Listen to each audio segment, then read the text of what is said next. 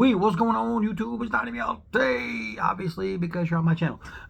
So let's break down what Choir Boys Cutlery is about to do for a raffle. The raffle is to raise money for a health issue from one of the Brothers of the Blade. Me.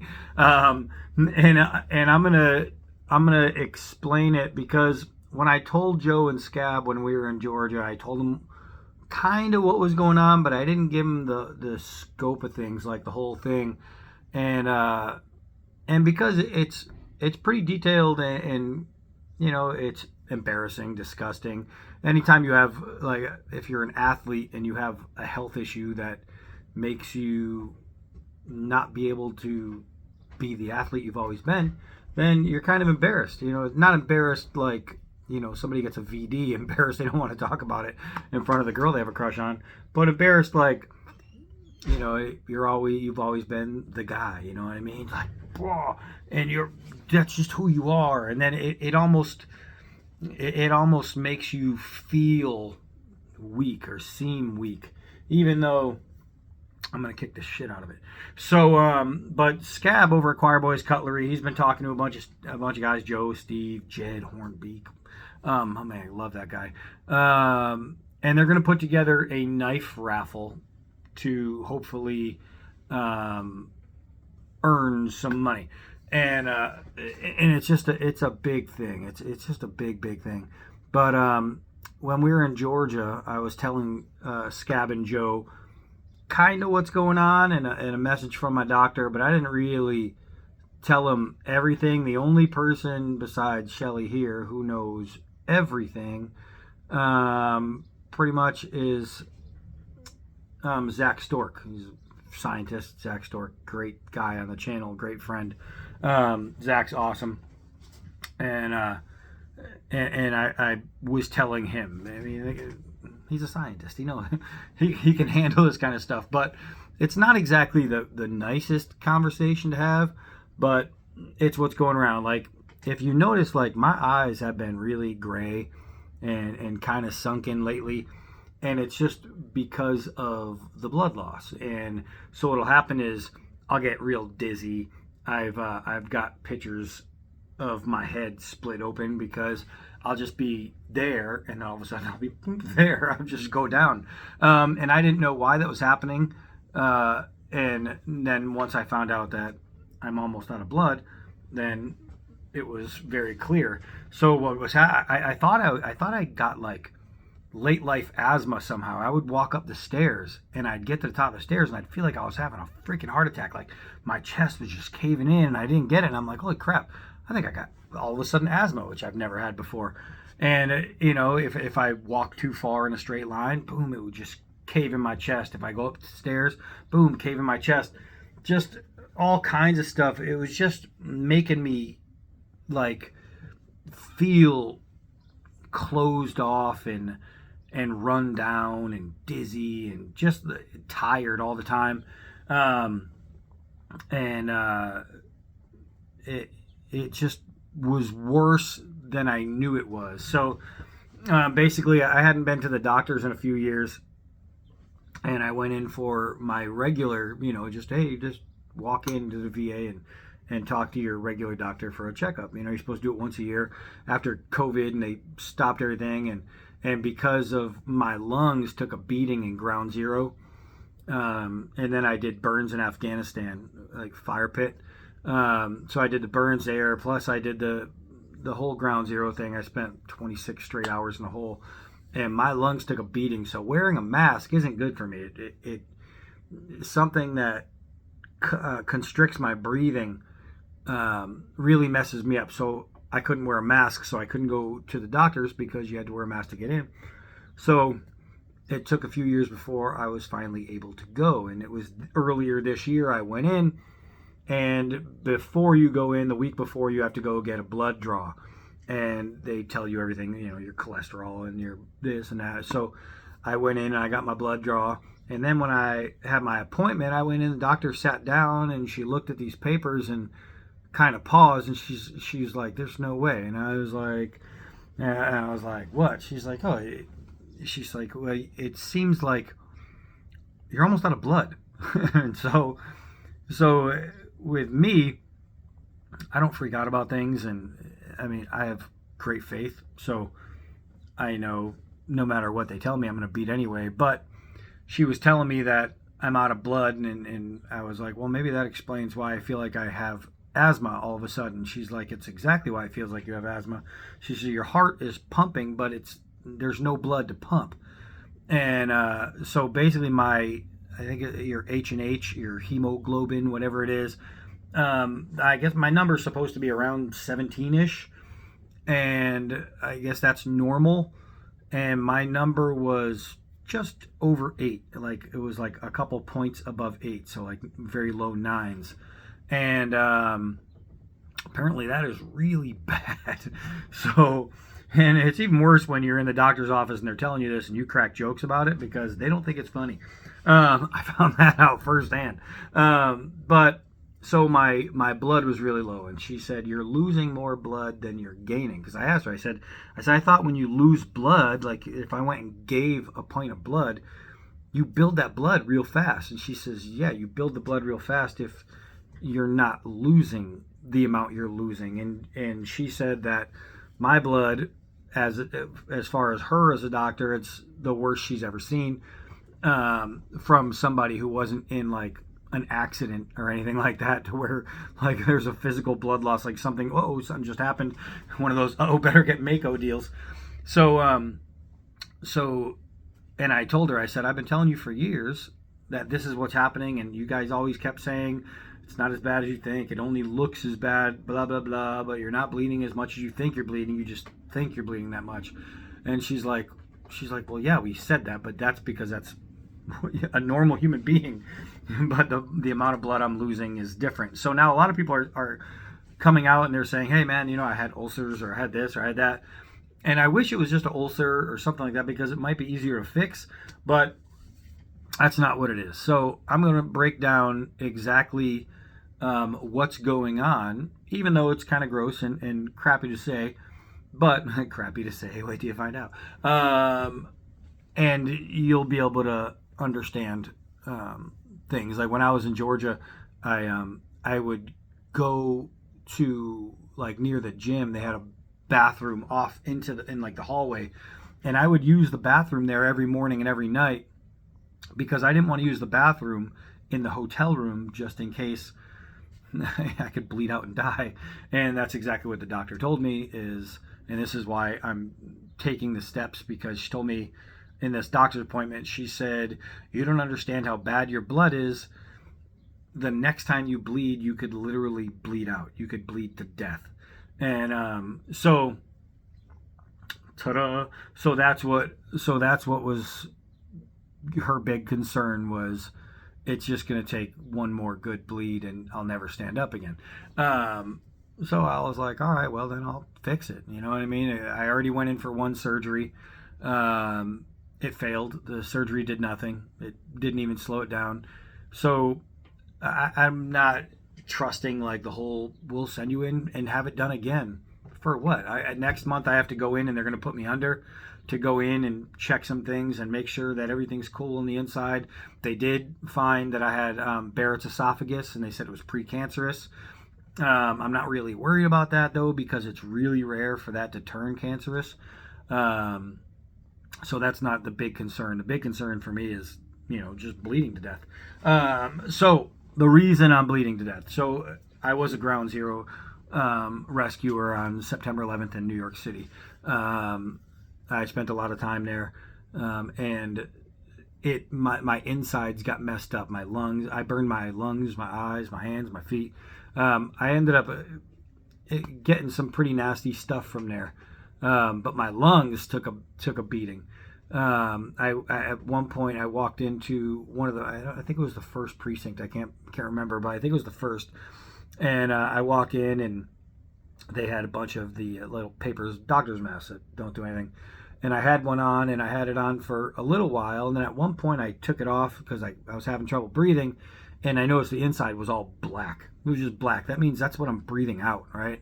So I was like, well, this isn't doing anything. So I kind of scraped it, and the rest of the time there, I had nothing.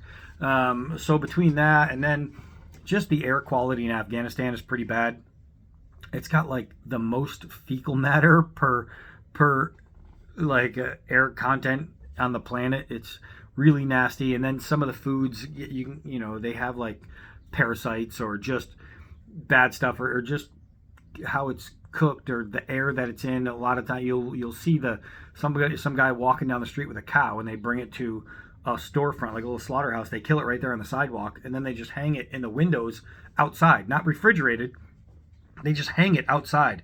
So there's bugs and stuff all around. And I was eating a lot of their food because I was out with the locals. I wasn't just on the fob. On the fob, you get American food that is cooked and prepared by the people there, not by the locals. And I was eating with the locals.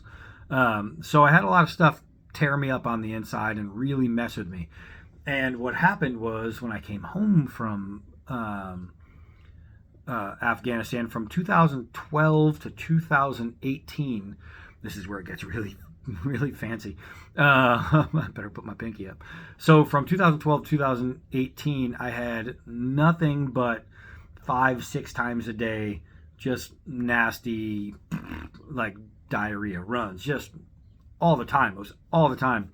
And what happens is, when you do that over time, and this was 6 years in a row of this, it changes what's going on inside you. And so it creates things that weren't there initially. So you get like internal hemorrhoids. And no, hemorrhoids aren't a VD. Just a blood pocket, you know. So inside I had all these hemorrhoids that were just like swelled pieces of your wall, your intestinal wall. And they're just full of blood. And the skin is so thin at this point because it's so raw. It's just being used over and over and over again. It doesn't have time to heal itself. It's just constant. So eventually what happens is you create fissures, all these rips, and the rips bleed. And I ended up with external ones and internal ones. And what would happen is, during a sit down, all of a sudden they would rip and just bleed. And it's impossible to describe fully exactly how much it bleeds, into the ferocity that it bleeds. I sent a picture once to my brother Chad, and because we were comparing bloody poops, because he had an issue too, but mine was a little worse. And so I sent a picture one time, and if I wish I had the picture, I'd share it with you. So basically, when I would sit down, the blood would explode out of my body. When I say explode, I'm sitting on the bowl. It's not like I'm doing a handstand. And the blood would come out so ferociously that it would be everywhere. And I don't just mean everywhere in the bowl. I mean out of the bowl, in the back of the thing, on the wall. Just, I don't even know how it escaped. Like, your butt is on the seat. Somehow blood just whoosh, crazy amounts of blood. And then you would, after that, those initial boom, it would just pour. It would be like literally turning on your faucet, and so it's running constant. It would just run. And then eventually, you sit there and you try to stop it. You do different things. You have to clean, stand up. I had to have a bidet installed. Well, I installed it. I had to buy the bidet, and then I installed it. But the blood, so imagine if you really had to pee, and you go pee, and it's just a full stream. That was me, but blood, and it wouldn't stop after 30 seconds. This would go on. If I just sat there and did nothing, I could bleed to death in one single sitting. It's just that much blood. And it's hard to describe it, but it's literally just not drip, drip, drip, drip, drip. It was like a stream, a full stream of blood. And so I would have to work really hard to stop it, because I would start getting really dizzy while there. And if I passed out while trying before I could stop it, then I would just die. So I would get to a point where I'm able to stop it, and then all of a sudden I would get this blood clot no lie, some of them would be like that big, a clot, just boom, coming out. It was like a red squishy ping pong ball. Imagine like raw oysters. You'll never be able to eat those again. But just all red, all blood. It was like a pocket, like a membrane full of blood, and then it would start to slow down, and I'd have to. The cats just broke something. Hold on. Damn cats. So, so basically, I would just bleed, and it's one thing if it happened every now and then, but sometimes it would be multiple times a day, and it could go on for a month straight, pretty much, where it's just constant. So the last couple days, and I was doing good for the last couple weeks. I've been trying to work on things, trying to build up the blood. The last couple of days, I've had a couple times where it started and I was able to stop it, just not right away. So like the last couple of days, I've just been dizzy. Like I just got up and I was with Shelly in there between the cat dropping the water filter, water everywhere, and I'm just standing there. I'm like, damn, I'm dizzy. But yeah, that's what happened. So. It's literally just a massive amount of blood that pours out of my body through little cuts, thanks to literal years of just constant abuse. I guess it's just self-made abuse. My body was just evacuating really bad things. Now, lately, I have been really putting down these iron things. I don't mean iron things, but iron for the body. And the problem with iron is it makes things solid. So it went from, a lot of loose stuff to now it's really solid stuff.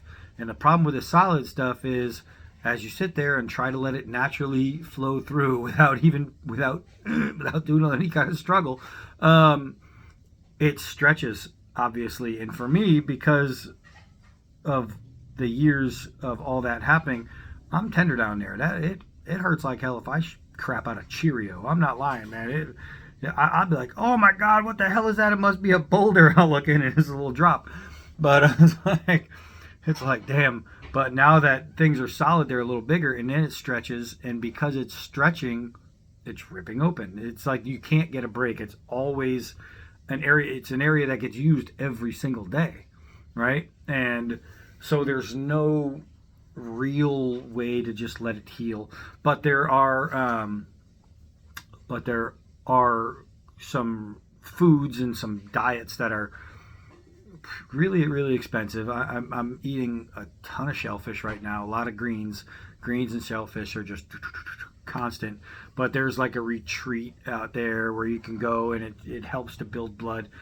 And the problem is just everything costs money, and so my knife sales are happening because to not die is expensive, I don't guess. But that's why also Scabber is doing this. Not yet, obviously. It's getting ready to do it, but they're going to do this auction. So you're going to be able to buy tickets, and they're going to auction off a bunch of different knives. I know there's going to be a bunch of like Work Tough Gear knives. And Jed Hornbeak is making a custom to donate to this auction. That's just awesome. I mean, if I was going to pull out, I've got one Jed. Oh, no, it's never mind. It's over there. But I've got one over there, and then I've got another one right here that he made. And Scabber has one of my other ones. But Jed's knives are the best. I mean, just the best.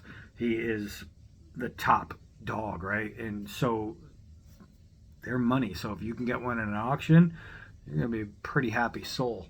But the boys have come together and to try and help out. I can tell you guys all day long for anybody who donates, and you can donate. Actually, I'll put the link down there to my PayPal. You can donate to the PayPal, or you can buy knives. I'll do another video because my last batch is pretty much sold out, so I have to do another knife sale video. whoa, I just lost my train of thought there. But yeah, so he's gonna do all that. We'll get it all going. And oh yeah, the link. I'm gonna drop the link down there. So if you want to donate, you can.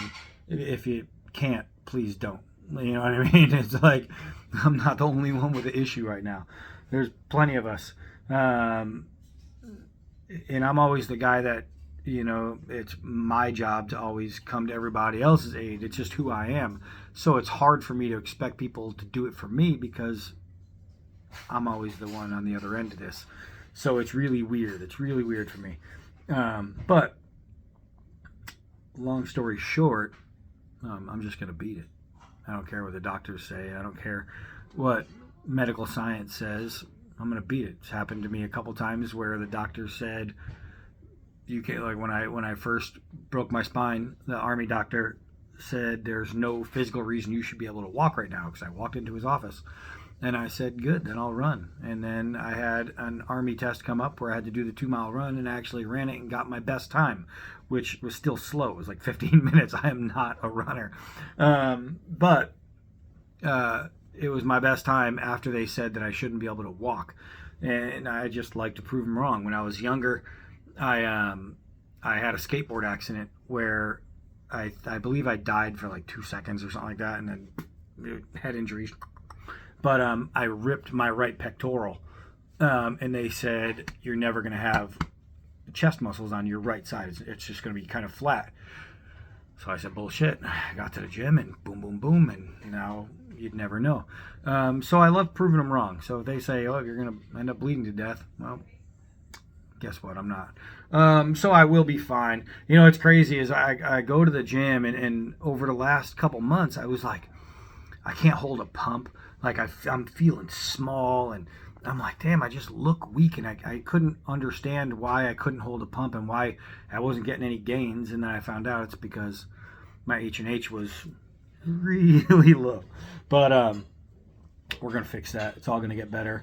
And in the process, some people are going to get some really cool knives. So that's it. I figure if people are nice enough to donate, you should at least know why. If people are nice enough to buy the knives, you should at least know why. Or if people are nice enough to buy a raffle ticket, you should at least know why. And if I consider myself a friend to some people, then I should be honest and say what's really going on. So that's it. Ta-da! I'm jacked up, but not too bad. Like I still do my regular life. I have my regular stuff. I do my regular things. It's just every now and then I feel like that's it.